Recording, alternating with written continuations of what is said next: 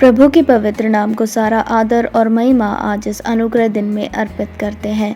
आप सभी प्रिय श्रोताओं को प्रभु यीशु मसीह के नाम से मेरा स्नेह अभिवादन। आज के वचन के अध्ययन के लिए लूका रचित सुसमाचार उसका 22वां अध्याय उसका 44वां वचन। वह अत्यंत संकट में व्याकुल होकर और भी हार्दिक वेदना से प्रार्थना करने लगा और उसका पसीना मानो लहू की बड़ी बड़ी बूंदों के समान भूमि पर गिर रहा था। पढ़े गए वचन से अधिक ध्यानपूर्वक प्रार्थना विषय लेते हुए आज का वचन मनन करने में प्रभु की शरण में आए। प्रियो, यदि हमें किसी के द्वारा कही गई बातों को समझना है तो हमें ध्यानपूर्वक उसे सुनना होगा और उसके लिए हमारे मन का शांत होना बहुत ज़रूरी है। एक अशांत मन कोई भी बात ध्यानपूर्वक नहीं सुन पाएगा। 3 बातें हैं जिन्हें मिलाया जाए तभी हमारी प्रार्थनाएं अधिक ध्यानपूर्वक होती है। पहली बात, प्रार्थना करने वाले हम कौन हैं। दूसरा, हम किससे प्रार्थना कर रहे हैं और वो प्रभु कौन है। तीसरी बात, हम प्रार्थना में प्रभु से क्या क्या मांग रहे हैं।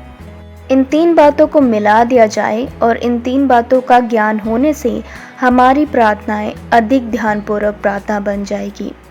एक विद्वान अध्यापक यदि 50 विद्यार्थियों को एक साथ पढ़ाता है तो उसे समझ में आता है कि कौन कौन ध्यानपूर्वक बैठा है और कौन कौन है जिसका ध्यान नहीं है।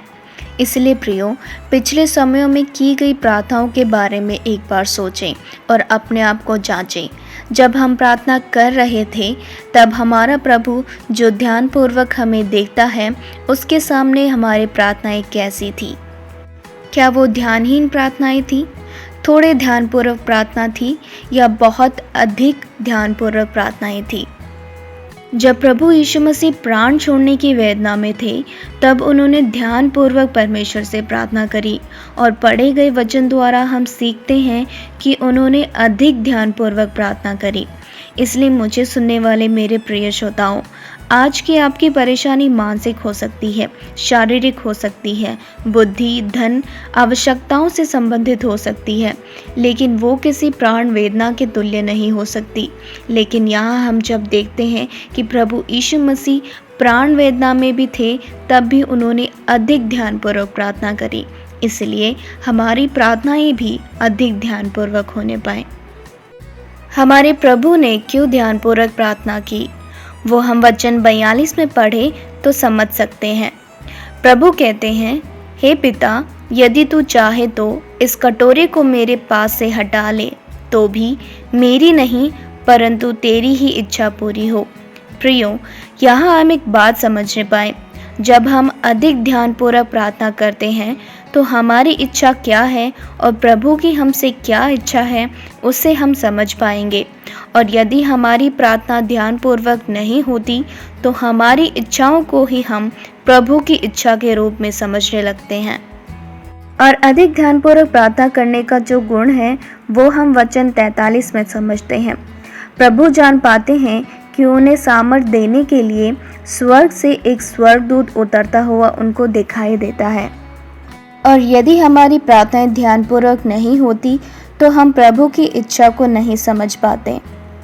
लेकिन हमारी प्रार्थनाएं अधिक ध्यानपूर्वक होती है तो हम प्रभु की इच्छा को सही तरीके से समझ पाते हैं।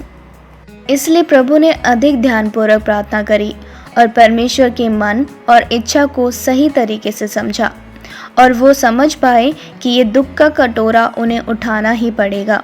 इसलिए वचन 45 के अनुसार यीशु प्रार्थना करके उठे तो उनमें एक नई सामर्थ थी, एक नया बल था और प्रार्थना करके उठे ताकि परमेश्वर की इच्छा को वो पूरा कर पाए। इसलिए हमारी प्रार्थनाएं ध्यानहीन ना होने पाए। ध्यानहीन प्रार्थनाओं में हम कुछ भी बोलकर चले जाएं, ऐसा ना हो, बल्कि अधिक ध्यानपूर्वक हम प्रार्थनाओं में रहें ताकि अधिक ध्यानपूर्वक प्रार्थना करके हम नए बल और नए सामर्थ्य के साथ उठें और प्रभु की इच्छा के अनुसार करें। इसलिए हमारी प्रार्थनाएं केवल ध्यानपूर्वक नहीं बल्कि अधिक ध्यानपूर्वक होने पाए। प्रभु आपका ये दिन अनुग्रहित करे। आमीन।